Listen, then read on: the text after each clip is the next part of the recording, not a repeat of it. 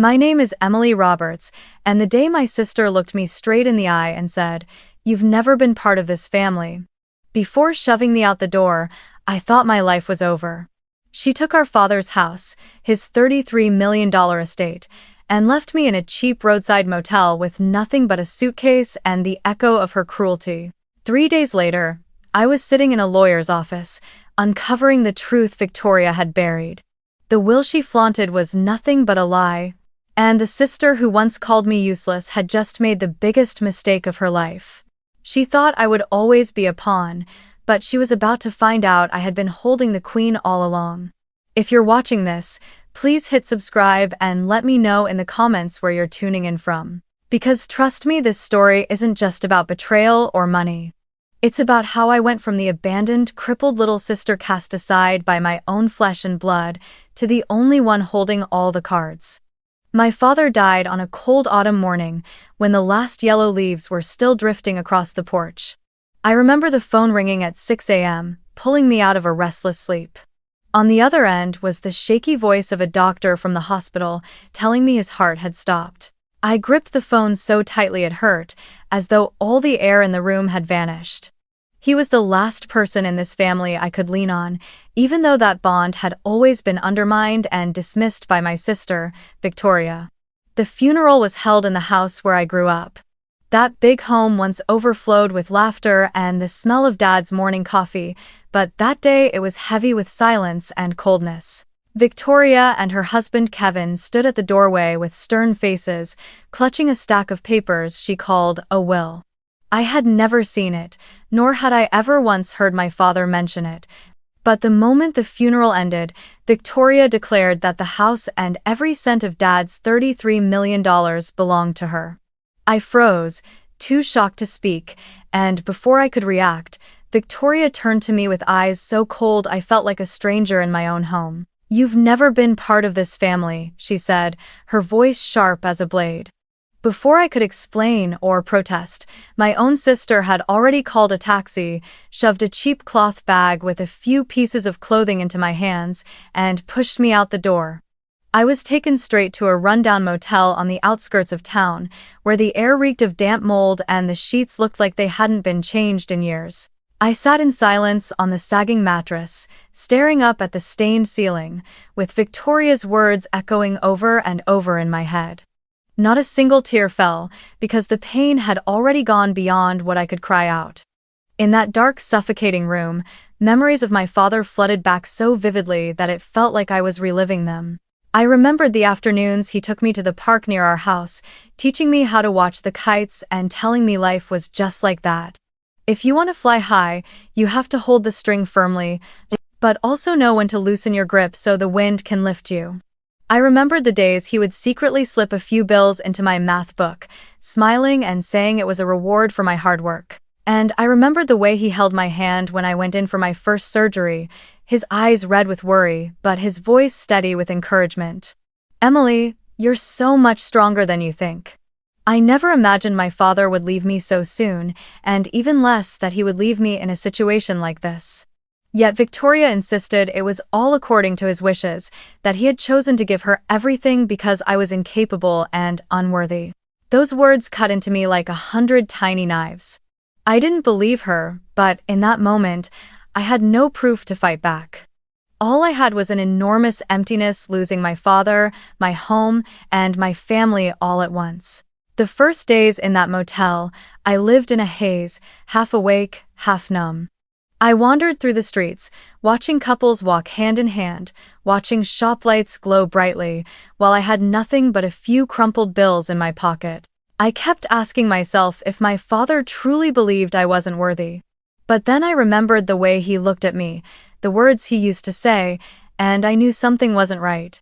That man had never once made a distinction between me and Victoria. In fact, more than once, I'd caught him sighing over my sister's greed and selfishness. One evening, I rummaged through my bag and found the old watch my father used to wear. It was the only thing of his I had left, and as I looked at its scratched face, I suddenly realized I couldn't just sit back and let myself be erased from the life my father had built for me every single day. I had to find the truth. But before I thought about the next step, I sat there for a long time, closed my eyes, and whispered, "I won't let your words be twisted. I won't let you down." The next morning, as sunlight cut through the dusty window, I sat up with only one thought in mind. I needed to see my father's lawyer. He must have prepared a will, and I had to know what it really said. A name surfaced in my memory. Mr. Carter, my father's longtime attorney. Since I was a child, I'd seen him visit our house, always in a neat gray suit, speaking in a deep, steady voice that carried both warmth and resolve. I searched for his number in the old contacts on the cracked phone my father had left behind. My heart pounded as I pressed call, caught between hope and fear. After a few rings, a deep male voice answered. "Hello, Carter speaking." I took a breath and introduced myself as Emily, Robert's youngest daughter. At the mention of my name, his voice softened. "Emily, I've been waiting for you. I knew sooner or later you would come." We arranged to meet at his office. My hands trembled as I rode the bus, unsure of what I was about to hear. His office was on the 7th floor of a stately red brick building with tall windows that welcomed the morning light. Mr. Carter rose to greet me, his silver hair glowing under the lamp, his eyes stern but filled with compassion. "Your father trusted me deeply," he began. "And I've been waiting for the day you'd walk through that door because I knew Victoria would never allow the truth to come out easily." I sat down, my hands clenched together so tightly they were damp with sweat. Mr. Carter pulled out a thick file, locked away in a steel cabinet. "This is Mr. Roberts' will," he said, placing it in front of me. My whole body went rigid, my heart pounding as if it had stopped altogether. Slowly, he opened the pages and began to read. His voice was steady, firm. According to the will, Emily inherits the house and 70% of the estate, which amounts to $23 million. Victoria is granted $10 million, with one mandatory condition. She must treat and care for her younger sister, who has been in a wheelchair since childhood, with love and kindness. If she fails to do so, Victoria's share will automatically transfer to Emily. I was stunned. My head rang as though 1,000 voices were colliding at once. My father had seen everything. He had known of Victoria's greed long ago and had written this clause as his final test. But instead of honoring it, Victoria had hidden the truth, forged a false will, and cast me out of my own home. Tears spilled down my cheeks, not only because the truth had finally been revealed, but because I realized just how deeply my father had trusted me. Mr. Carter looked at me, his voice softening. "Robert often said he feared Victoria would never overcome her greed. He believed you were the one who would carry the true values of this family." Oh, I sat there trembling, my mind flashing back to childhood. My father had stepped in countless times when Victoria snatched my toys or deliberately pushed my wheelchair into the corner so I couldn't join family gatherings. I remembered one time, when I was 10, Victoria screamed, "Why does everyone always have to care about her? She'll never do anything useful." My father was so angry it was the first time I'd ever seen him yell at his eldest daughter. He made her stand in front of me and apologize.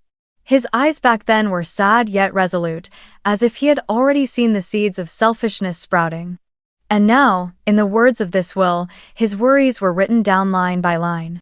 I asked Mr. Carter why I hadn't been informed about the reading of the will. He sighed, resting his hand on the file. "I sent invitations to both of you.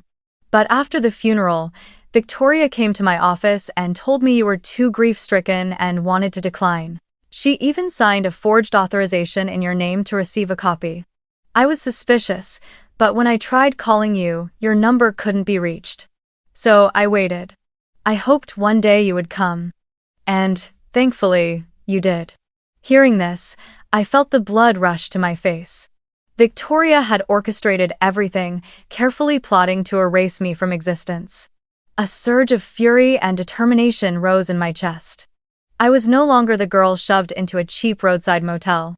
I was the rightful heir, the daughter my father had placed his faith in. And I would not let anyone trample on that. I told Mr. Carter everything Victoria and her husband had done to me, my hands trembling but my voice steady. He nodded, his eyes stern. Emily, what you've been through isn't just unfair, it's criminal. Victoria exploited your disability, using your vulnerability to manipulate and dispossess you.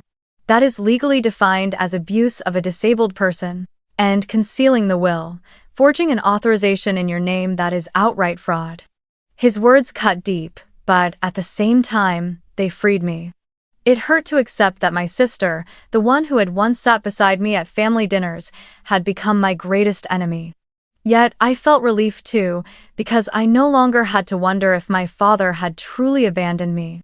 The truth was that he had protected me until his very last breath, leaving justice behind in the carefully written lines of his will. The next day, I returned to Mr. Carter's office to sign the confirmation documents. With every stroke of the pen, it felt as if I was releasing another fragment of a buried memory. I signed my name Emily Roberts with overwhelming emotion. As soon as the paperwork was complete, Mr. Carter said firmly, "From this moment on, you are the rightful owner of the house and the entire $33 million estate. Victoria and her husband Kevin, due to their fraud and their cruelty, have forfeited all rights. The law will take care of the rest." I sat in silence, my mind swirling with 1,000 thoughts. Was this the revenge I had longed for? Was this the justice my father had prepared for me? More than anything, I felt an aching sadness. Victoria was still my sister, my own flesh and blood. We had once played together in the garden, once shared slices of cake our father brought home. But greed had consumed it all, transforming her into someone willing to destroy me for a handful of dollar bills. That very morning, Mr. Carter called the Financial Crimes Division and laid out all the evidence, the real will, the forged authorization, and my sworn statement. The police responded quickly. A task force was immediately formed to conduct an emergency review of Victoria and Kevin's bank accounts. I can still remember the moment I heard the inspector's voice over the phone. "We will issue an order to freeze all related accounts and stop any transactions before they have the chance to move the money." Hearing those words, it felt as though a crushing weight had been lifted off my chest.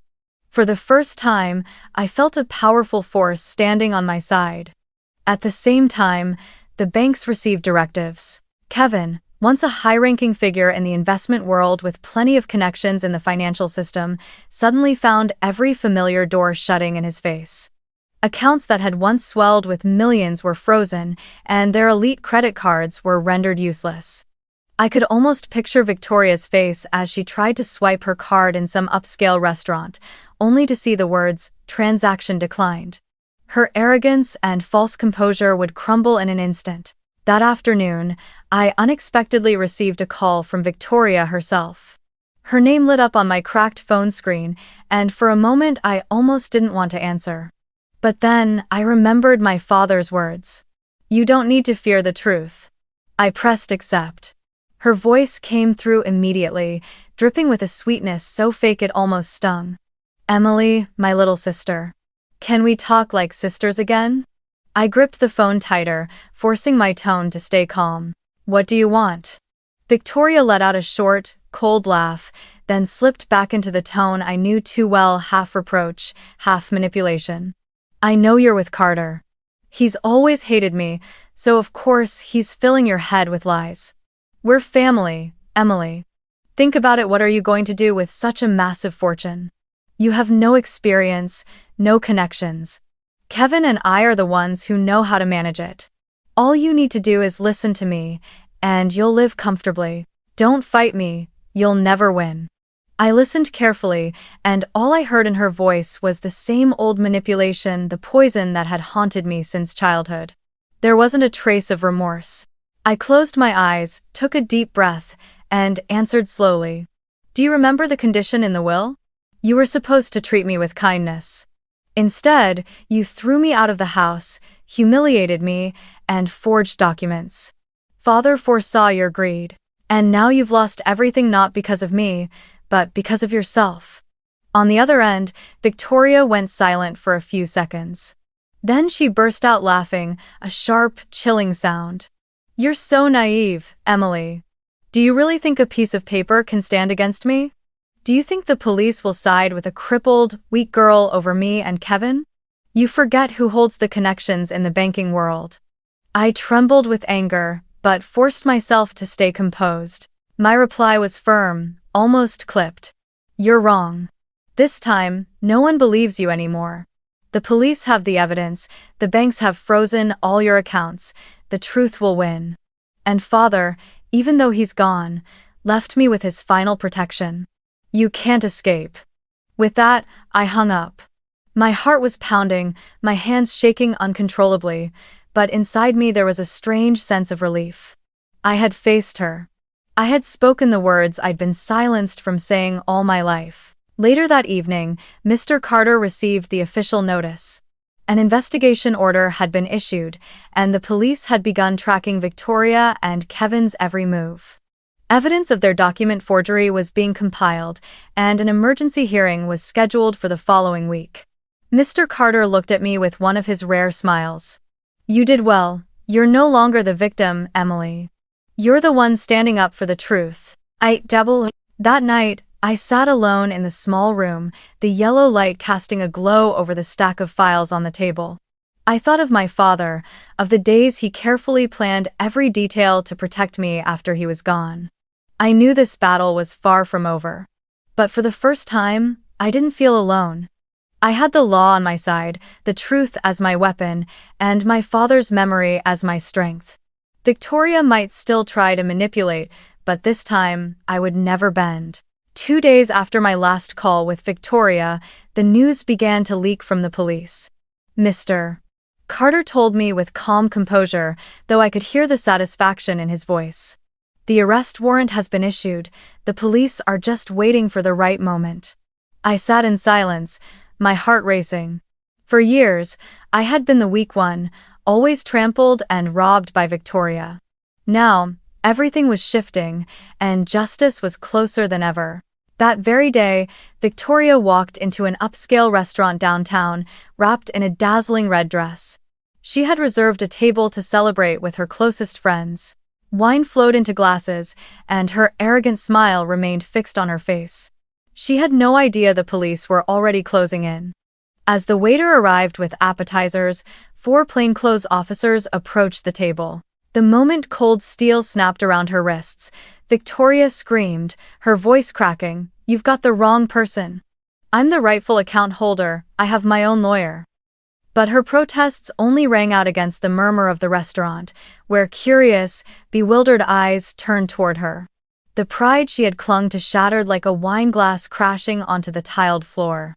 Meanwhile, Kevin, the husband who so proudly called himself a financial genius, was at his investment firm. Sitting in his glass-walled office on the 10th floor, he frantically dialed contacts, trying to funnel money into offshore accounts. But before he could act, the police stormed in. His computers were sealed, his files confiscated, and Kevin himself was handcuffed in front of his colleagues. A few young employees stood frozen, unable to believe that the man who once bragged about million-dollar strategies was now bowing his head as he was dragged out like a petty con man. The initial results of the investigation left me both shocked and chilled. Kevin was never the brilliant investor he had painted himself to be, but a man with a long criminal history in financial fraud. He had once been suspected of involvement in money laundering and falsifying banking documents in 2 other states, but had cleverly slipped away thanks to connections and deception. This time, however, his collusion with Victoria, his wife, in forging the authorization and concealing my father's will became undeniable evidence. The police stated firmly, "This couple staged an organized financial fraud.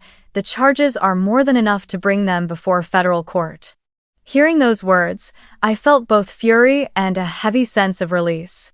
Victoria had willingly thrown herself into ruin instead of holding on to the chance my father had given her to rebuild her life. Kevin's mask had fallen completely. He was nothing more than a man exploiting my sister's blind love to drag her down with him.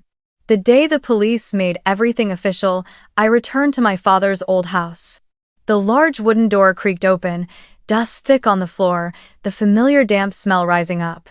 But in my eyes, It no longer felt like the cold, lifeless house I had seen on the day of his funeral. I took a deep breath and began to clean.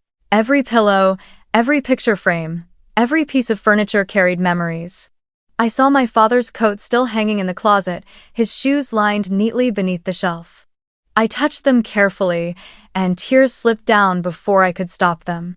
In the corner of the living room, the very spot where Victoria had once stood pointing at me, ordering me out, I stood for a long time. I remembered her cruel words, the helplessness that crushed me as I was pushed out onto the street. But now I had come back not as the castaway, but as the rightful heir of this house. I gathered all of Victoria's belongings, her expensive dresses, high heels, luxury perfumes, and packed them into cardboard boxes. I wasn't angry anymore. I simply felt they didn't belong here. Her things were nothing more than remnants of her downfall. As the evening light poured through the window, I sat in my father's old study. On the desk lay the leather notebook he used to jot things down. I opened it and found his messy handwriting notes about investment plans, brief reminders like, "Emily needs more sketchbooks. Victoria lost her temper again today. I hope the girls will find a way to understand each other." I closed the notebook, my hands trembling, but inside me a quiet strength began to rise. I knew from that moment on, I would no longer live in the shadow of manipulation. Victoria and Kevin had been arrested, the investigation was underway, and justice was drawing near. Emily, was no longer the cast-off girl in a wheelchair. I was the survivor, the heir, the one rewriting my own story. And this house, where my father once told me, "Your real strength lies in your heart," had finally returned to its rightful owner. I spent an entire week in my father's home after Victoria and Kevin's arrest, cleaning and reflecting on the future. In those days, I rarely left the house. The study was where I lingered the most. It was spacious, its dark wood walls lined with shelves of books and financial documents. On the desk was still the faint ring of a coffee cup, beside the thick journals he had written late into the night. I sat in his chair, gazing out the window where light streamed through the trees in the garden, and for a moment I imagined he was still there leaning forward to write, pausing to ask if I needed anything. But then I sighed, laid my hand on the desk, and whispered, "I'll make this space my own, Dad, a place where I can tell my story." I decided to transform the study into a writing studio. Since childhood, writing had been my greatest comfort. The pages carried the weight of my loneliness and the words I never dared to speak. I cleared away some of the shelves of financial records and replaced them with a light wooden desk, a brand new laptop, and neat stacks of blank notebooks. I hung a few abstract paintings I had created during my long years of healing. In the corner, I added a soft armchair where I could read or simply sit and think. Every time I walked in, I felt as though I was stepping into a new chapter, not the domain of a busy patriarch consumed by numbers, but the space of a young woman learning to find her own voice. News of Victoria and Kevin's arrest spread quickly. The local papers were the first to cover it, then larger outlets picked it up with headlines like, "Forged Will Scandal, The Greedy Sister and the Shady Past of Investor Kevin." I stumbled upon my own picture on the front page, beneath the caption, "Emily Roberts, the forgotten heiress who took back justice." At first, it felt strange, as if my story no longer belonged solely to me. But when those articles were shared thousands of times across social media, I began reading countless comments from strangers. "This young woman is so strong. I was financially exploited by my family too, and this story makes me feel less alone." Every word felt like a stream of warmth seeping into my heart. One morning, my phone wouldn't stop ringing. Journalists, television stations, even small podcasts wanted to interview me. They wanted to hear my story firsthand, what it felt like to be cast out, the journey of reclaiming justice, and the lessons for anyone facing financial abuse within their family. I sat in my newly finished studio, looked around the room, and thought about it for a long time. I didn't want to turn myself into some kind of entertainment spectacle, but I also realized I had been given a rare opportunity to tell the truth, not only to clear my father's name, but to warn others. I began by experimenting with short recordings, sharing pieces of my emotions and posting them on a free podcast platform. The very first episode I titled, "When Family Becomes the Most Dangerous Place." In it, I recounted the night Victoria threw me out of the house, the insults that pierced like knives, and the moment I sat in a shabby motel room remembering my father. I didn't cry. My voice was calm, but every word carried weight. Within just a week, that episode had spread widely, with thousands of listens and hundreds of comments from people who had gone through similar pain. They said my voice had spoken aloud the words they never could. At the same time, social media began to speak of me as a small symbol of resilience. A photo of me sitting in my wheelchair inside the new studio, golden light washing over my face, spread everywhere with the caption, "She lost everything, but she still rose." The flood of encouragement left me both stunned and deeply moved. I realized I wasn't just surviving my ordeal, I was giving hope to others. At night, I would reopen the comments and read them again and again. One person wrote, "Emily, I once had my inheritance stolen by my brother. Hearing your story gave me the courage to finally meet with a lawyer." Another said, "Thank you for reminding me that family doesn't always mean love. I'm learning to set boundaries now." I smiled through tears, knowing that what I was doing mattered. The house grew brighter each day. I planted flowers along the porch, hung new curtains, painted the walls a warm cream. Each small change felt like a declaration. The place once full of shadows would now be a home of light, and I, Emily, would be the one to keep that flame alive. Then, on a quiet Monday evening, as I sat in my studio typing softly on the keyboard, a sudden knock echoed at the door, urgent yet hesitant. Outside, the porch light cast its glow on a tall, thin figure in a dark dress, a face I could never mistake. Victoria. I froze for a few seconds, my heart pounding. After months of detention, I never expected her to show up at my doorstep, especially with the trial still looming. When I opened the door, she stood there, her eyes sunken with dark circles, her face gaunt and hollow. She was no longer the glamorous, arrogant sister draped in expensive clothes, but a weary woman with tangled hair and an expression that flickered between rage and desperation. Her voice rasped. "Emily, I need to talk to you. I have no one else." I stayed silent, neither stepping aside to let her in nor shutting the door in her face.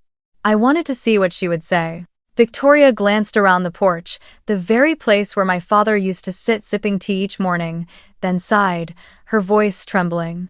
"I'm sorry, truly sorry. Can you withdraw the lawsuit? I shouldn't have thrown you out, I shouldn't have forged the will. But you have to understand, I did it all because I wanted to protect the family. Kevin told me that if you managed the estate, you'd be swindled, taken advantage of. You're disabled, inexperienced, you don't know finance, you don't have connections. I only wanted to keep everything in my hands to keep it safe." I listened, but each word landed in my ears like shards of ice. Victoria hadn't changed, an apology wrapped in excuses. I remembered every second of her shoving me out of the house, the cruel sentence she spat at me. "You've never been part of this family." And now, her sorry felt like a flimsy sheet draped over the bottomless pit of her selfishness. "Victoria," I answered slowly, my eyes never leaving hers. "You say it was to protect me. But the moment father died, you cast me onto the street. Was that protection? You forged my signature to steal the will. Was that protection? Or was it all just the greed father saw in you long ago?" Victoria flinched, her lips pressed tight, but then she let out a short, brittle laugh. "Father always favored you. He always pitied you, always treated you like some fragile burden that needed to be protected. And me? I had to carry everything on my own, had to prove myself. He never once saw me as worthy." I stayed quiet for a moment, then stepped back into the house and returned with a tablet. On it was a video file Mr. Carter had given me after my father's death, a recording he made in the lawyer's office just weeks before he passed away. I set the tablet on the wooden table on the porch and pressed play. The screen lit up and my father's face appeared, so familiar it made my throat tighten. He wore a simple white shirt, his voice deep and steady, but his eyes resolute. "Victoria, if you're hearing this, it means I'm gone. I need to make this clear, I never hated you, but I worried. Your greed could cost you everything. I saw it in you from the time you were a child, always grasping, always wanting more than others. I hoped you would change, but you never listened. Emily may have a disability, but she has a pure and kind heart. I trust Emily to protect the values I leave behind. If you cannot love your sister, then you are not worthy of any inheritance. His words fell heavy, like the toll of a bell. I turned to see Victoria trembling, her hands gripping the porch railing so tightly her knuckles went white. Tears began spilling down her face, not the proud tears she once used to manipulate, but the tears of collapse. She sank onto the steps, sobbing. He really thought that. Father never trusted me. I moved closer, sitting across from her, my voice calm. Father always loved you, but he couldn't ignore the greed that consumed you. He believed that if you didn't change, you would lose everything. And you proved him right. How? Victoria buried her face in her hands, her sobs breaking the silence of the night. The arrogance, the mask of control gone. What remained was only a woman realizing her mistakes too late. Her voice was hoarse as she choked out. It was all because of greed. I wanted so badly to be recognized. I was terrified of standing behind you. And in the end, I lost everything. I looked at my sister, the one who had hurt me so deeply, but also the one bound to me by blood. In that moment, I felt no triumph, no hatred, only a quiet sadness. Softly, I whispered. Father was right. Greed never brings happiness. It only leaves you alone. Victoria lifted her tear-streaked face and gave a faint nod. For the first time, I saw her acknowledge her mistakes, but I also knew it was far too late. Regret could not undo the damage, and justice was still waiting ahead. No apology would ever erase what she had done. That night, after Victoria left in silence, I sat for a long time on the porch, staring at the darkened screen of the tablet. My father's voice still echoed in my heart, a constant reminder. Live honestly, protect the values he had trusted me with. I knew the road before me was still long, but at least I had brought the truth to light, the truth my father wanted me to carry until his very last breath. One early winter morning, when the cold crept through every crack of the house, I heard the doorbell ring. I assumed it was another reporter or perhaps a curious neighbor. But when I opened the door, standing before me was a woman I had never seen before. She held herself tall, exuding authority, a luxurious fur coat draped across her shoulders. Her silver hair was neatly combed, her eyes bright yet chilling. She introduced herself in a slow, commanding tone. I am Eleanor, Kevin's mother. Oh. I hesitated for a moment. There was something in her gaze that sent a chill down my spine, not loud aggression, but a quiet force, like an old wolf that had survived many battles. I invited her inside, and we sat across from each other in the living room. Morning light streamed through the glass windows, illuminating the deep lines etched across her face, each one a testament to a lifetime of cunning and calculation. Eleanor spoke first, wasting no time. Emily, I came here with an offer. Withdraw the lawsuit, and you'll have $5 million in your account by the end of the week. No questions asked, no strings attached. All you need to do is forget this case ever happened. She pulled a thick envelope from her handbag and laid it on the table, her tone calm, as if this were the most natural thing in the world. I looked at the envelope, my heart pounding, but I kept my gaze steady. Slowly, I replied, "Do you really think money can buy the truth? Do you believe $5 million is enough for me to sell the justice my father left behind?" Eleanor smiled, but it wasn't warm. It was the smile of someone who believed she held the knife by the handle. Emily, you're far too naive. Justice doesn't put food on the table. The only things that endure are power and money. If you refuse, you won't just lose this money, you could lose everything. Because... She leaned closer, her voice dropping to a threatening whisper. I know a secret about your father. A secret that, if revealed, would turn all the assets you're clinging to into a burden, worthless overnight. I straightened in my chair, forcing my voice calm even as my chest burned. What are you talking about? I asked. Her eyes glinted with menace as she tilted her head. Robert wasn't the flawless man you believed. He had questionable ties in business. If I expose that to the media or the authorities, they'll reopen every investigation into the origins of his wealth. And trust me, Emily, you don't want to see that money labeled dirty and seized in its entirety. I clenched my fists, feeling the blood rush to my face. To me, my father had always been a man of integrity, devoted and selfless. The thought of him being tied to something corrupt stunned me, but I knew I couldn't show weakness in front of Eleanor. My answer was firm. If you truly had proof, you'd have revealed it long ago. You're not here to warn me, you're here to blackmail me, and I will never accept that. Her smile vanished, replaced by a terrifying coldness. She rose to her feet, slipped the envelope back into her bag, and said in a low, cutting voice, "Emily, you're young. You don't yet understand how ruthless this world is. Someone like you will be crushed. I gave you a chance to live in peace, and you turned it down. Fine, the day will come when you regret it." She turned and walked out, leaving me frozen in the room. Her threat still echoed in my ears. "A secret about your father." My hand trembled against the table, my eyes staring blankly ahead. Part of me wanted to dismiss it outright, to believe Eleanor had fabricated the story just to shake me. But another part of me ached with doubt. What if she was telling the truth? What if father really had something to hide? That night, I sat in my newly remade studio, the warm light spilling onto a blank page. I couldn't write a single word. My mind was consumed with the image of my father, the man who had taught me honesty, who once held me close and said, "Always be yourself. Don't let anyone change that." How could someone like him be tied to shady business?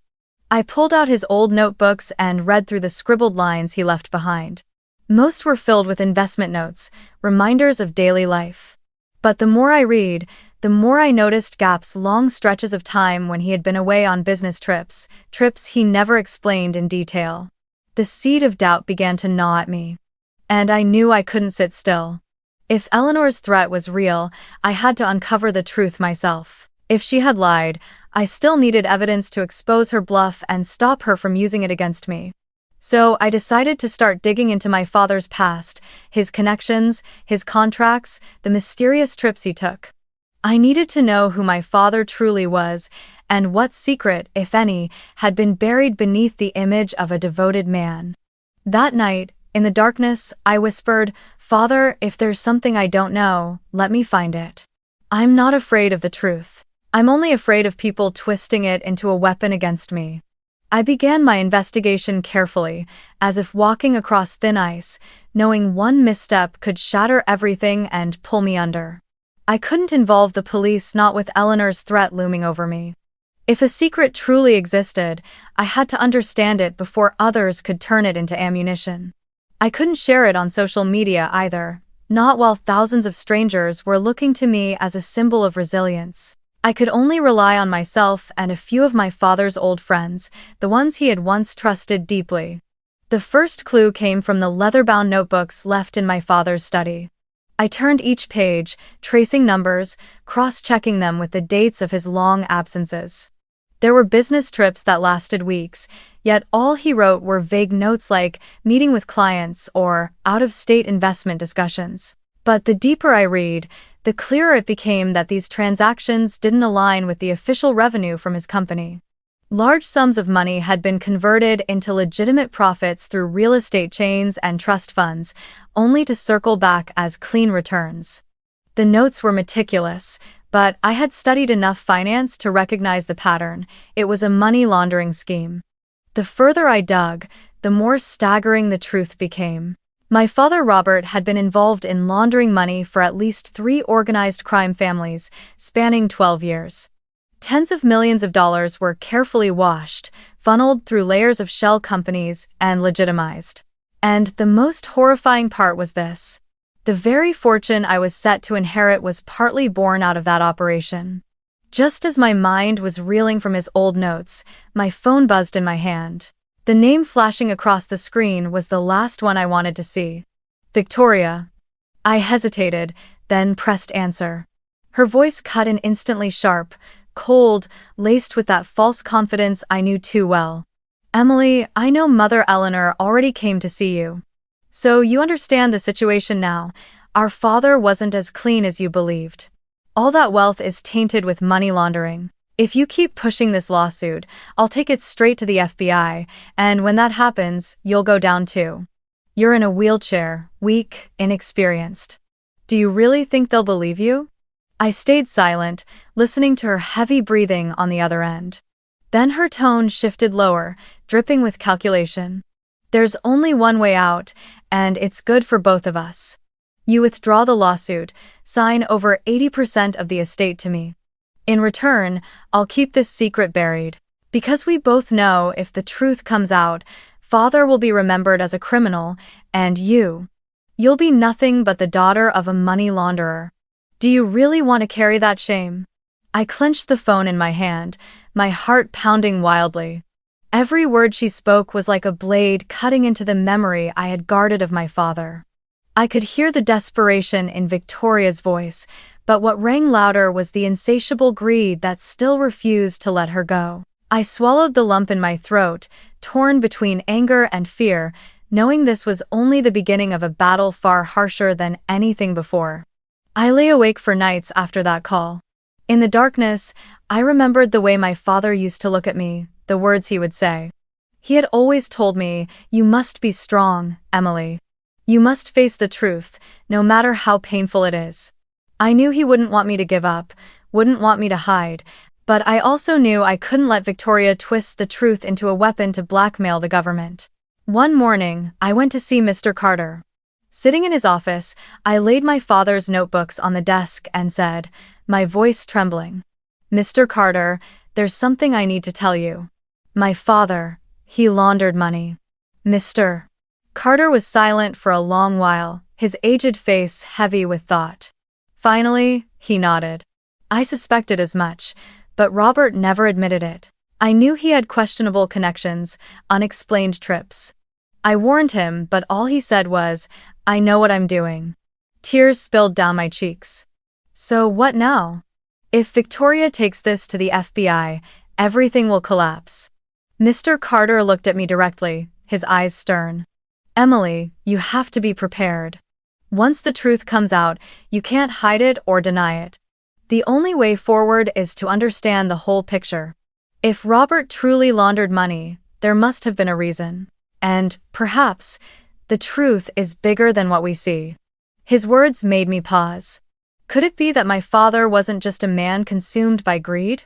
Could it be that behind those 12 years of laundering money, there was another purpose? Whatever the answer, I knew I couldn't stop here. I had to keep searching, even if it meant digging into a past that might cost me everything. That night, I reopened my father's old computer files, tracing every lead. Each account, each trust fund was like a puzzle piece pulling me deeper into the labyrinth.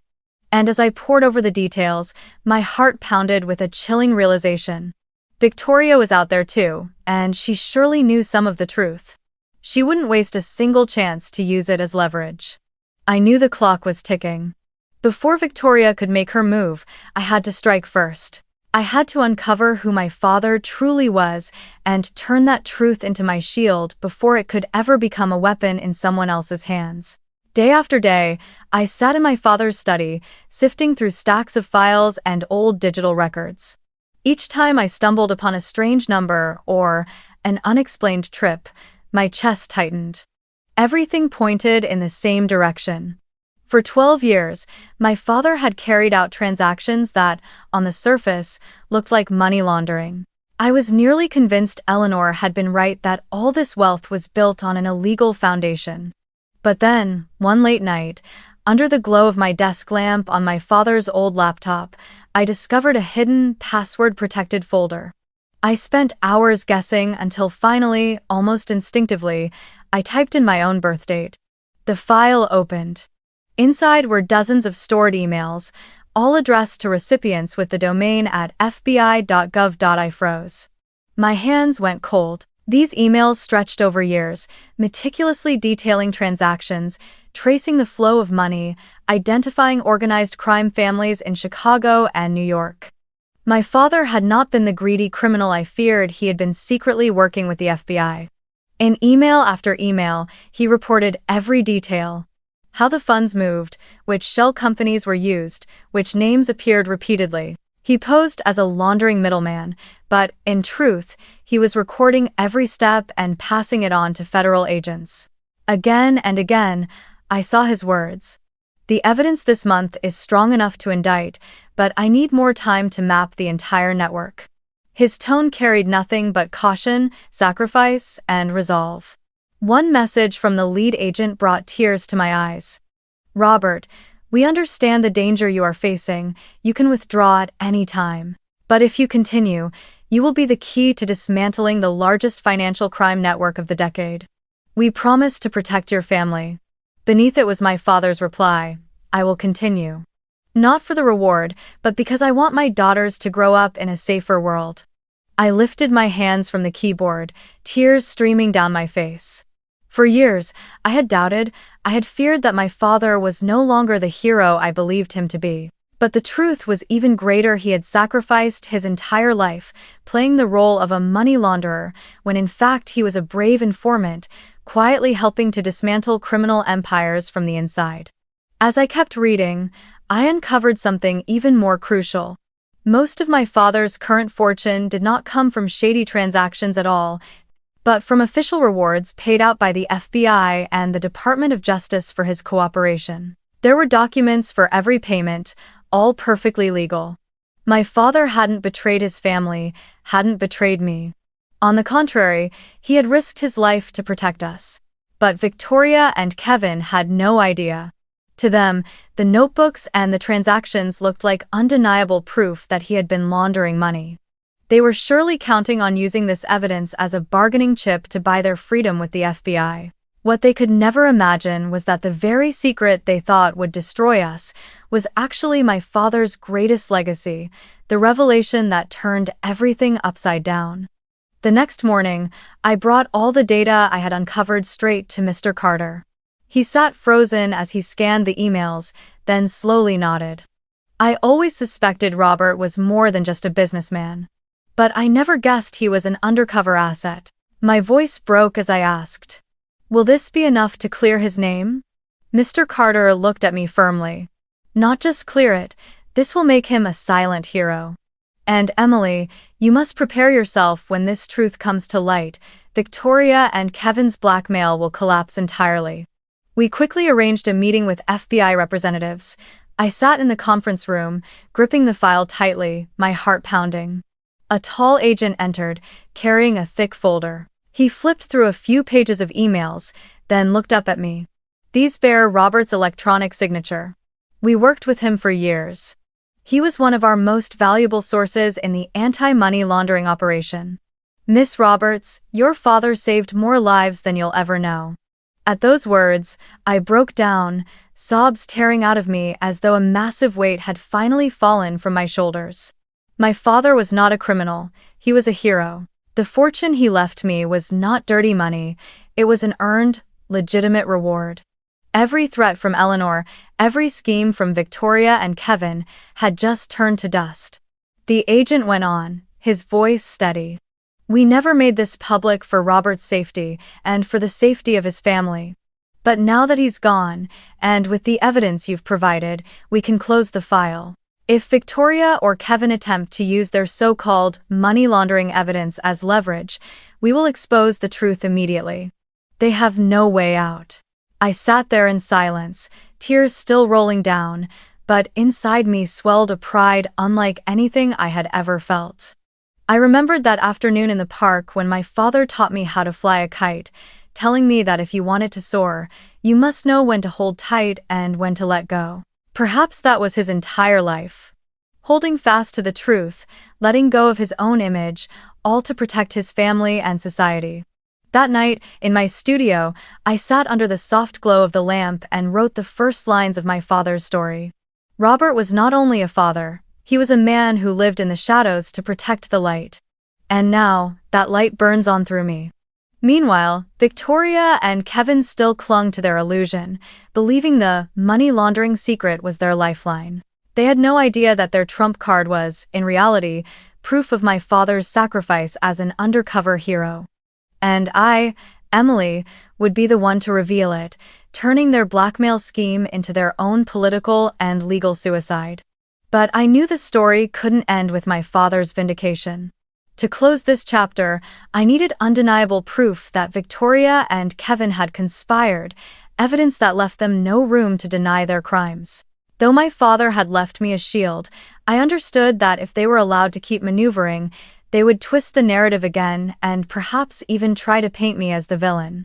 The FBI agreed to coordinate with me on one final operation, to lure Victoria and Kevin into admitting their scheme on record. That evening, I sat inside a surveillance van, my hands trembling as an agent handed me a small necklace with a built-in microphone. Mr. Carter sat beside me, his eyes full of concern but also encouragement. Emily, you don't have to be afraid. We'll be right outside, monitoring everything. Just stay calm and let them speak. I nodded, taking a deep breath. Fear and determination warred inside me, a strange mixture, as though I knew this was the last time I would ever have to face the ghosts of the past. The meeting place was an old, rundown cafe in the outskirts of town, the spot Victoria had chosen. When I walked in, she was already seated, with Kevin by her side still polished in a tailored suit, but his eyes betraying his tension. I sat across from them, steadying my breath, and asked in a neutral tone, "What do you want from me?" Victoria immediately leaned forward, her voice low but laced with calculation. "Emily, you know what father did. All of this wealth he left behind is dirty money. If you're smart, you'll work with us. All you need to do is withdraw the lawsuit and sign an agreement, hand over 80% of the estate to me, and together, we'll get out of this mess." Kevin cut in, his tone sharp as glass.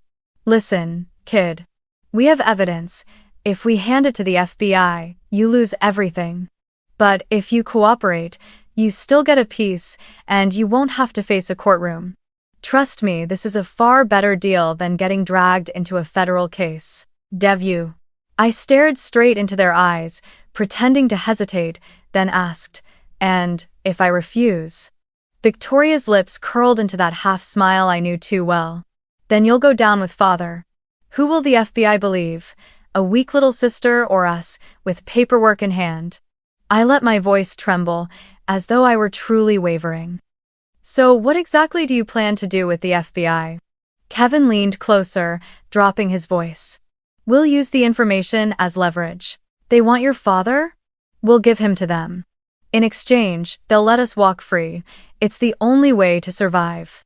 My heart hammered in my chest, but I knew every word was being recorded loud and clear. I nodded slowly, feigning reluctant agreement. "I'll need more time, but I want to be certain. You really plan to go through with this?" Victoria laughed, her eyes blazing with triumph. "Of course. Do you think I'm going to rot in prison? No, Emily.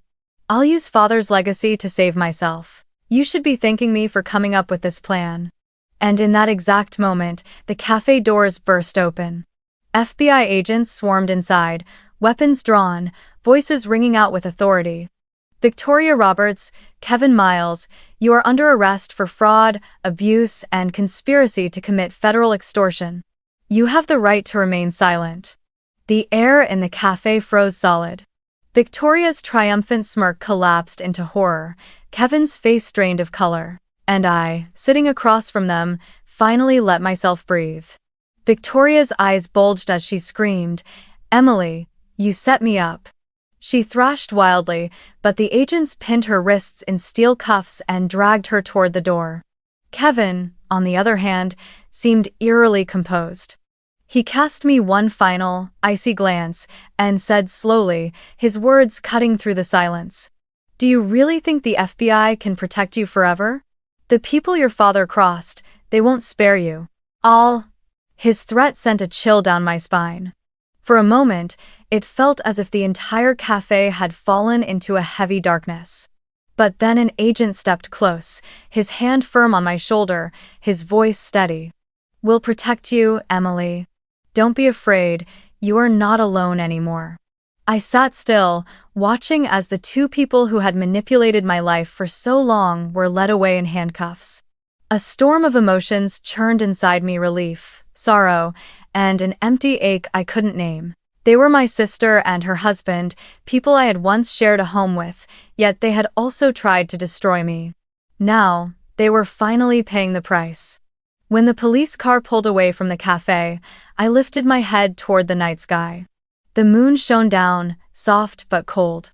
I thought of my father, of the years he had lived in the shadows to bring light to others.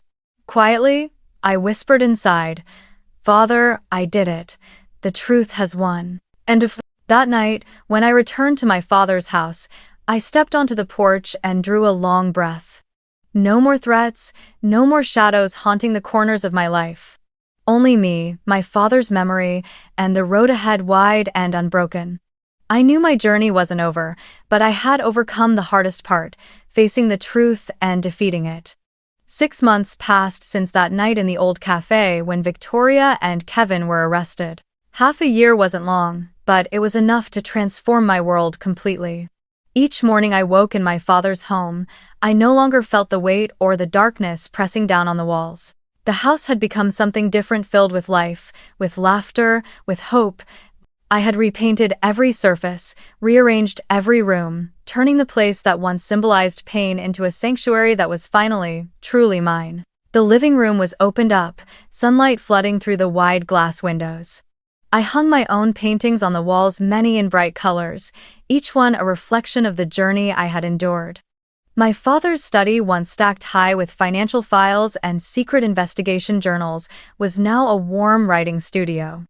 I often spent hours at the wooden desk, filling pages of my journal or drafting scripts for my podcast. Those podcast episodes, where I shared the story of escaping abuse and reclaiming my identity, had drawn hundreds of thousands of listeners. And every time I sat there recording, I felt as though my father was still smiling beside me, urging me to keep going. But the greatest change wasn't in the house, it was in me.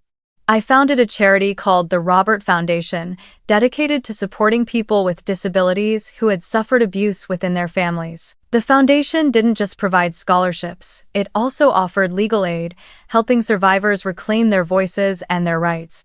On the day of the foundation's launch, I sat in my wheelchair in a simple blue dress and spoke before hundreds of attendees. I told my story without sugarcoating it and without hiding anything. I spoke of the pain of being cast out by my own sister, of the nights spent in a shabby motel, and of the strength I found when I finally chose to rise. When I finished, the sound of thunderous applause filled the hall, and in that moment, I knew I had turned personal tragedy into a force for change. The media quickly took notice. A documentary studio reached out, proposing a film about my father's undercover mission and about me. At first, I hesitated. I feared the world might misunderstand him, might remember him as a money launderer rather than the hero he truly was. But when I read the draft script, where they dedicated an entire chapter to honoring his silent sacrifice, I nodded and agreed. I wanted the world to know the truth. Robert was no traitor. He was a soldier in the shadows, and his daughter Emily had carried his legacy forward to bring justice. The contract was signed, and I became the central figure of a documentary set to release the following year. While I rebuilt my life, news of Victoria and Kevin slowly faded. Their trial ended with both sentenced to 18 months in prison, followed by years of probation. Throughout the hearings, Victoria often looked at me, her eyes a tangled mix of regret and resentment. At times she broke down, begging me to withdraw the case. At other times she lashed out with venom, spitting that I had destroyed the family. I never wavered. I did not respond. Because I had come to understand that forgiveness isn't always the answer. Some wounds must be acknowledged for what they are: betrayal. And I was not ready to forgive. Kevin was different. He stayed cold, almost emotionless, only once in the courtroom fixing his eyes on me and whispering, "You won this time, but you don't know how many enemies you've just drawn closer." His words lingered like a shadow, but the FBI reassured me, promising their protection. I learned not to let his threat poison the new life I was building. Each evening, as I sat on the porch, gazing at the garden I had filled with roses and lavender, I felt how much I had changed. I was no longer the girl shoved out of her own home with the cruel words, "You've never been part of this family." I had become a woman who stood on her own, who knew how to set boundaries, who understood her worth. And above all, I had transformed revenge into something greater, not by inflicting pain, but by living so strongly, so brightly, that my very existence became the sharpest answer of all. In these 6 months, I had learned one lesson. The sweetest revenge is not watching others fall, but rising from the very place they tried to bury you. Victoria and Kevin were behind bars, while I was building a new life that blossomed with hope. That contrast itself was justice. I knew there would still be moments ahead, whispers, judgments, ghosts of the past. But now I had a new purpose. To help others who were powerless find their strength, just as I once found mine. And in doing so, I kept my father close, not through the scars of sorrow, but through the legacy of resilience and compassion he had left behind. Lifting my gaze to the night sky, I whispered, "Father, I did not choose hatred, I chose strength. And that is the greatest revenge of all."